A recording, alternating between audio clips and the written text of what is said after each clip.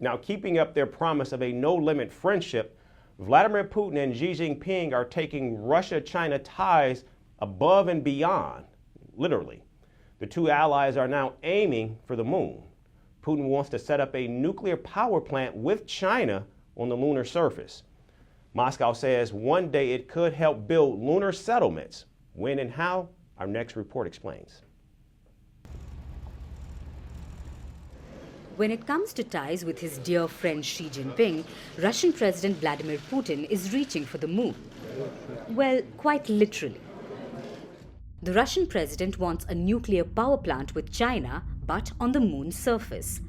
Moscow says this could one day allow lunar settlements to be built. It has set a target for 2035. Russia and China signed an agreement on a lunar program in March 2021. The two partners presented a roadmap for the construction of an international lunar research station. Moscow has been contributing with its expertise on nuclear space energy. The head of Russia's space agency Roscosmos says that solar panels would not be able to provide electricity to power future lunar settlements, while nuclear power could. This is because with lunar nights lasting for 14 Earth days, relying solely on solar power carries risks for both manned and unmanned missions. Yuri Borislov also said the project would likely need to be done without the presence of humans. Space cooperation between Russia and China also includes the development of lunar landers for research, a jumping robot, and smart mini rovers designed to study the moon's surface. Under the project, China will send 3 missions to the moon's surface, the latest coming up in May, which will be the Chang 6 mission. Russia also plans to build a nuclear-powered cargo spaceship or a space tugboat, which can transport cargo from one orbit to another, collect space debris, along with other applications. Moscow says it has solved all technical questions connecting the project, except finding a solution on how to cool the nuclear reactor. The concept of using nuclear reactors to power future lunar colonies has also been floated by NASA. Just months after the Apollo 11 mission put humans on the moon in 1969, Apollo 12 astronauts used a nuclear generator to provide electricity for scientific experiments on the lunar surface.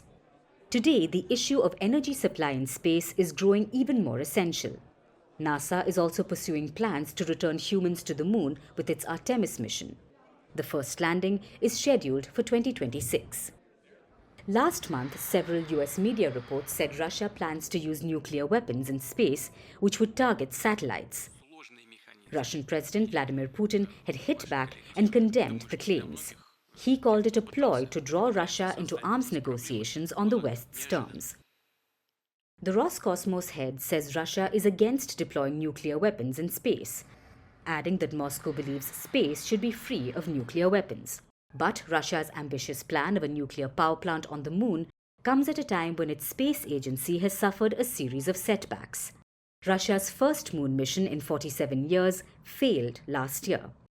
Its Luna 25 spacecraft spun out of control and crashed.